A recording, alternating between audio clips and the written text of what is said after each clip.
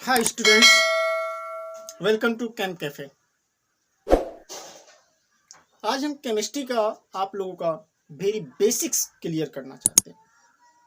Chemical formula होता क्या है और कैसे बनता है। जैसे कुछ क्वेश्चंस आपके दिमाग में आता होगा कि भाई वाटर का फॉर्मूला होता है H2O, वाटर का फॉर्मूला क्यों नहीं होता OH2, क्यों नहीं होता है H3O, क्यों नहीं होता है H2O5, ये क्यों नहीं होता, ये सारा चीजें क्यों नहीं होती। ये सारी प्रॉब्लम्स को मैं इस वीडियो में दूर करूंगा, लेकिन उसके पहले आपको केमिस्ट्री का एक छोटा सा टर्म्स दिमाग में रखना पड़ेगा। उस टर्म्स का नाम है वैलेंसी, यानी एक पार्टिकुलर ग्रुप्स का वैलेंसी क्या है। जैसे यदि मैं पीरियोडिक टेबल का आउटलाइंस यहाँ पे ड्रॉ किया, तो उस आउटलाइंस के अकॉर्डिंग्स में एक पार्टिकुलर पीरियड का क्या वैलेंसी है। मैं एलिमेंट्स को एक एक एलिमेंट्स को ध्यान रखूंगा यहाँ पर। पार्टिकुलर पीरियड का क्या वैलेंसी है।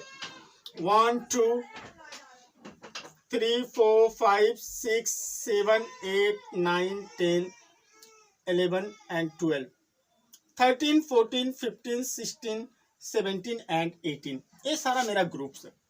Hydrogen family, beryllium family, boron, carbon, nitrogen, oxygen, sulphur and noble gas. Particular यदि हम लोग देखें एक पीरियड का वैलेंसी, तो वैलेंसी इसका 1 होता है, इसका 2 होता है, यहाँ पर 3 हुआ, यहाँ पर 4 हुआ। फर्दर डिक्रीज करना शुरू किया, फर्दर डिक्रीज करना शुरू किया। इसके पास 3, इसके पास 2, इसके पास 1 और यहाँ पे फर्दर 0। और ये हमारा बीच में डी ब्लॉक एलिमेंट्स है। डी ब्लॉक एलिमेंट्स के ऊपर हम बाद में डिस्कस करेंगे, लेकिन पहले सिंपल कंपाउंड का केमिकल फॉर्मूला। ऑक्सीडेशन स्टेट हमारा वैलेंसी हमारे दिमाग में आ गया कि पार्टिकुलर ग्रुप में जितने भी हैं उनका पार्टिकुलर वैलेंसी यही होगा। अब यदि 2 एलिमेंट्स के बीच में हम कॉम्बिनेशन कर रहे हैं, जब भी केमिकल फॉर्मूला हम लोग लिखते हैं तो सबसे पहले लिखते हैं इलेक्ट्रोपॉजिटिव एलिमेंट्स को, फॉलोड बाय इलेक्ट्रोनेगेटिव। और हमारे लेफ्ट साइड में जितने भी एलिमेंट्स हैं वो सारा इलेक्ट्रोपॉजिटिव है। 2 को कंपेयर करिए, जैसे इन दोनों को कंपेयर किए आप 15 और 16, 15 वाला इलेक्ट्रोपॉजिटिव, 16 वाला इलेक्ट्रोनेगेटिव। सॉरी, यहां पर आपका फ्लोरीन होगा, भूल हो गया, फ्लोरीन। सल्फर इसके नीचे होगा। टॉप टू बॉटम देखिए तो बॉटम वाला इलेक्ट्रोपॉजिटिव, टॉप वाला इलेक्ट्रोनेगेटिव। तो जब भी केमिकल फॉर्मूला का फॉर्मेशन करते हैं पहले हम लोग इलेक्ट्रोपॉजिटिव। तो हाइड्रोजन हमारा लेफ्ट में है, हाइड्रोजन। ऑक्सीजन हमारा राइट में है, ऑक्सीजन। इसके ऊपर हमने इनका वैलेंसी लिखा, और जब दोनों में रिएक्शंस होगा ए इधर आ जाएगा, ए इधर आ जाएगा और बन गया आपका H2O। कॉमनली जनरली हम लोग ऐसे ही केमिकल फॉर्मूला बनाते हैं। जैसे आप ले लिए कार्बन और ऑक्सीजन, कार्बन का 4 होता है, ऑक्सीजन का 2 होता है। नंबर एक्सचेंज हुआ तो कार्बन लेफ्ट साइड में इलेक्ट्रोपॉजिटिव, ऑक्सीजन राइट साइड में इलेक्ट्रोनेगेटिव। तो C2O4 होना चाहिए, लेकिन 2 हमने कॉमन ले लिया, हो गया CO2।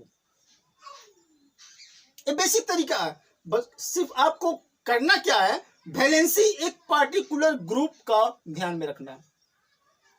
और एक चीज और ध्यान में रखिएगा कि जनरली हाइड्रोजन और ऑक्सीजन को छोड़ दिया जाए और इस हैलोजेंस फैमिली को, तो एलिमेंट्स आपस में रिएक्शन नहीं करते हैं, यानी एक ही ग्रुप के मेंबर्स आपस में रिएक्शंस नहीं करते हैं, और करते हैं तो बहुत रेयरली करते हैं, एक दूसरे से रिएक्शन करेंगे।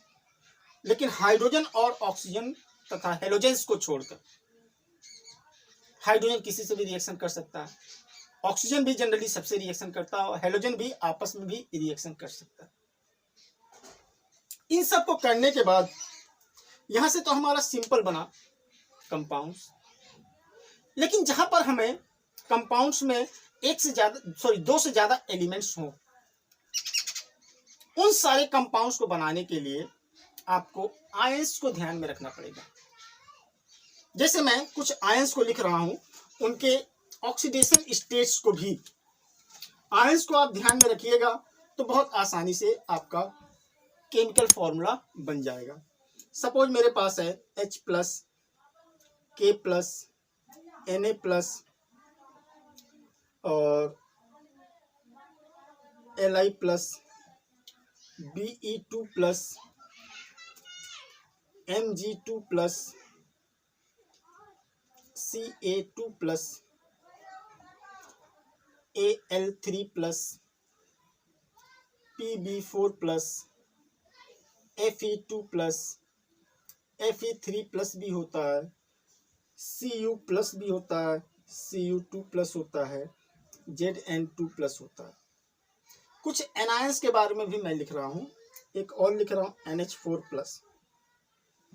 कुछ एनायंस के बारे में, वैसे कैटायंस और एनायंस का कंप्लीट लिस्ट देखने के लिए, कंप्लीट लिस्ट के लिए आप मेरे से कांटेक्ट कर सकते हैं एनायंस और कैटायंस का। कुछ एनायंस लिख रहा हूं, जैसे हमारे पास है HCO3-, CO3 2-, HSO3-, SO3 2-, OH-, Cl- और SO4 2-, HSO4-। अब किसी भी कैटायंस और एनायंस के बीच में हम लोग कंपाउंड्स का फॉर्मेशन कर सकते हैं। वैसे इसका लिस्ट काफी लंबा है, इसका लिस्ट भी काफी लंबा है। सपोज मैंने यहां पर लिया Fe2+ और यहां पर मैंने लिया OH-। दोनों जब एक दूसरे के पास आएंगे तो A1 जो है इधर आ जाएगा, 2 इधर, तो फॉर्मूला हो जाएगा FeOH ट्वाइस, क्योंकि 2 गया है इन दोनों के पास। वैसे यदि हम Mg लें 2+ और यहां पर SO4 लिए 2-, तो 2 कॉमन हो गया Mg2SO4 2 कॉमन ले लेंगे तो फाइनली हमारा फॉर्मूला बनेगा MgSO4। वैसे कैटायंस और एनायंस आपको यदि दिमाग में है तो केमिकल इक्वेशन में प्रोडक्ट भी बहुत आसानी से आप निकाल सकते हो, बहुत ही आसानी से। आपको लगेगा केमिकल इक्वेशन कुछ होता ही नहीं है, अरे वही केमिकल इक्वेशन, जिस केमिकल इक्वेशंस को आप रात भर रटते हो और सुबह में भूल जाते हो, उसका एक मैथमेटिकल तरीका है। लेकिन उस मैथमेटिकल तरीका को करने के लिए आपके दिमाग में कैटायंस और एनायंस का होना बहुत जरूरी है। मैं उसका एक छोटा सा एग्जांपल दे रहा हूं, एक छोटा सा, कैसे मैं एनायंस और कैटायंस के हेल्प से किसी भी केमिकल रिएक्शंस को प्रोसीड करूंगा। देखिए आप वेरी केयरफुली, हालांकि जो प्रोसेस मैं बता रहा हूं उस प्रोसेस से आपका 100% केमिकल इक्वेशन नहीं, लेकिन बहुत सारा केमिकल इक्वेशन हो जाएगा।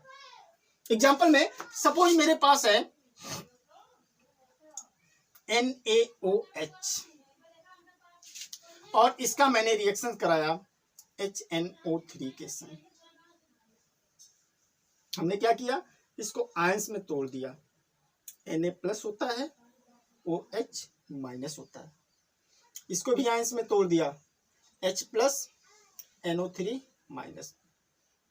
अपोजिट को अपोजिट के पास ले जाइए, बन गया NaNO3 सोडियम नाइट्रेट।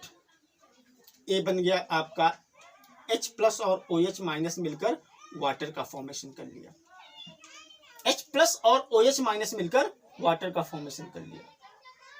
कभी कभी ऐसा भी होता है, जैसे हमारे पास है CaCl2 और इसको मैंने H2SO4 के संग तोड़ा, तो यह होगा Ca++ और 2Cl माइनस, यह है आपका 2H+ और SO4 2 माइनस। अपोजिट को अपोजिट के पास भेजिए, हो गया कैल्शियम सल्फेट, इसको इसके संग भेजिए और 2 कॉमन ले लीजिए, 2 कॉमन लेते ही आपका हो गया HCl। ऐसे आप केमिकल इक्वेशंस को जहां पर रिएक्टेंट मालूम है आप प्रोडक्ट आसानी से निकाल सकते हो, लेकिन तभी जब आपके पास कैटायंस और एनायंस का कंप्लीट लिस्ट रहेगा। मैं अभी थोड़ी देर पहले कैटायंस और एनायंस का कुछ लिस्ट दिया था, वहां से आप लोग एज मच एज पॉसिबल, जितना पॉसिबल होगा उतने कंपाउंड का फॉर्मेशन करिएगा। Best of luck, bye.